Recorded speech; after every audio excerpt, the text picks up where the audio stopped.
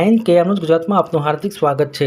મળતા સમાચાર ધાનેરાથી। ધાનેરા નગરપાલિકાના કર્મચારીઓએ 8 લોકો વિરુદ્ધ નોંધાવેલ ફરિયાદના વિરોધ કરવા સર્વ સમાજ અને વેપારીઓની મીટિંગ એમ્બ્યુલન્સના અધ્યક્ષસ્થાને યોજાઈ। પાલિકાએ દબાણ હટાવતી વખતે પૂર્વ પ્રમુખ બળવંતરાયજી અને પાલિકા કર્મચારીઓ વચ્ચે રકઝક થતાં પાલિકા કર્મચારીઓએ 8 લોકો વિરુદ્ધ ફરિયાદ નોંધાવી હતી। પરિણામે રાજકારણ ગરમાવ્યું હતું તેમજ વેપારીઓમાં આક્રોશ સામે આવ્યો હતો। આ વિવાદને લઈ ફાર્મ હાઉસ ખાતે સર્વ સમાજ અને વેપારી રણનીતિ ઘડવા મીટિંગનું આયોજન કરવામાં આવ્યું હતું, જેમાં વેપારીઓએ આક્રોશ પાલિકા સામે રજૂ કર્યો હતો। ધાનેરા એમએલએ માવજીભાઈ દેસાઈએ મધ્યસ્થતા કરતા આખરે મામલો સુખદ ઉકેલ આવ્યો હતો। માવજીભાઈએ ઘટતું કરવાની ખાતરી આપતા આગળની રણનીતિ પડતી મુકાઈ હતી અને દબાણ મુદ્દે પાલિકાની રણનીતિ મુજબ કાર્યવાહી કરવાની વાત પર ભાર મુકાયો હતો। છેવટે ધાનેરા ધારાસભ્યને સાથે રાખીને નાયબ કલેક્ટરને આવેદનપત્ર આપીને પાલિકા બાબતે ઉગ્ર રજૂઆત કરવામાં આવી હતી। વિશેષ માહિતી અશોક ઠાકોર, ધાનેરા, બનાસકાંઠાથી।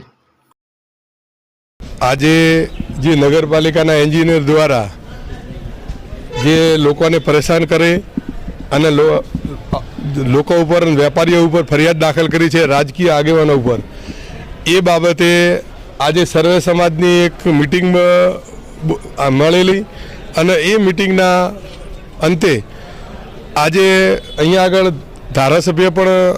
ધારાસભ્યને સમાચાર મળતા ધારાસભ્ય પણ હાજર રહેલા અને સર્વે સમાજે એક નક્કી કર્યું હતું કે આવી રીતે જો કોઈ અધિકારીઓ કરતા હોય તો એના અમે આપણે ધરણા ઉપર બેસવાનું હતું, પરંતુ ધારાસભ્ય અને એસડીએમ સાહેબની ખાતરી આપતા જે અધિકારીએ ખોટું વર્તન કર્યું હશે, ખોટી રીતે ફરિયાદ દાખલ કરી છે કે વેપારીઓને ખોટી રીતે પરેશાન કરતા હશે તો એના અમે કાયદેસરની કાર્યવાહી કરશે અને જે પણ અધિકારી ખોટી રીતે લોકોને ધમકાવે તો એમની પણ બદલીની અમે વાત કરી છે કે આવા અધિકારીઓને બદલી કરો, નહીંતર આ ધાનેરામાં મોટું નુકસાન થશે અને શાંતિ ન ડોળાય એના માટે અમે આયોજનપત્રક આપ્યું છે અને અધિકારીશ્રીએ પ્રાંત સાહેબે અમને ખાતરી આપતા આ મિટિંગ આજે અમે પૂર્ણ કરી।